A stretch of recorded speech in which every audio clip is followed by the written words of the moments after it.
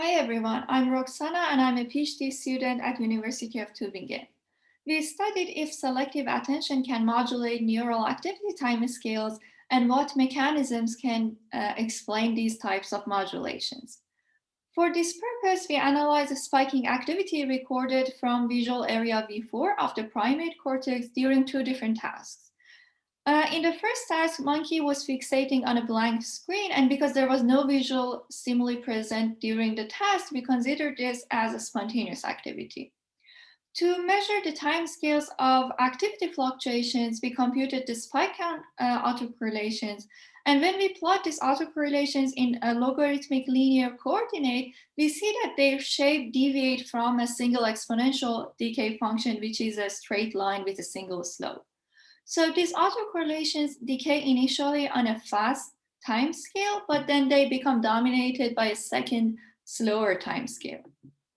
We repeated this analysis during a selective attention task where four visual stimuli was presented on the screen and a central attention cue was directing the attention of the monkey toward one of these stimuli. And we observed a similar two-time scale structure in the autocorrelations during the stimulus-driven activity, which shows that the neural activity exhibit more than one time scale in their temporal dynamics. But what was more interesting was that when we compared these time scales between the attention trials, where the attention of the monkey was directed toward the receptive field of the recorded neurons, and compared it to the control trials, where monkey was attending to some other place, we observed that the slow time scales become significantly larger during the attention, while the fast time scale didn't change, which shows that different mechanisms are generating these fast and slow timescales, and the ones that are generating the slow timescales can adapt to the changes in the cognitive demand, which is directed by the attention cue in this task. To precisely measure the timescales from autocorrelations, we recently developed a method based on adaptive approximate Bayesian computations, where instead of assigning a single value to the timescales of the autocorrelations, we estimate the posterior distributions of the timescales. And when we compare these posteriors, we observe the same behavior, that there is no significant difference for the posteriors of the first time scale, but the values of the posterior for the second time scales are significantly larger during the attention condition. To explain how these multiple timescales can be generated simultaneously in the neural activity and the attentional modulations, we developed a network model with binary units and spatially structured connections.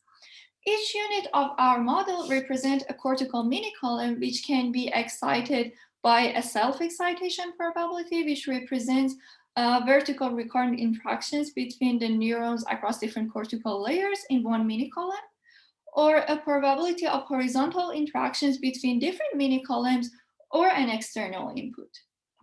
We observed that in networks with local clustered connectivity, autocorrelations exhibit a two-time scale structure similar to what we observed in neural data.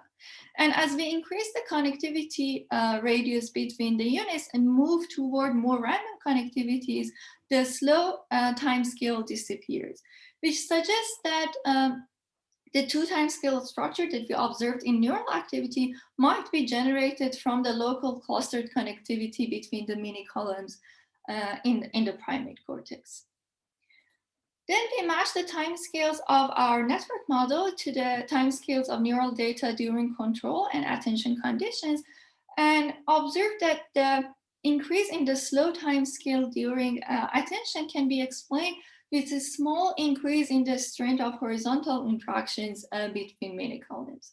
If you want to know more details about this project, feel free to come by my poster on Friday. I'm looking forward to meeting you there, and thank you for your attention.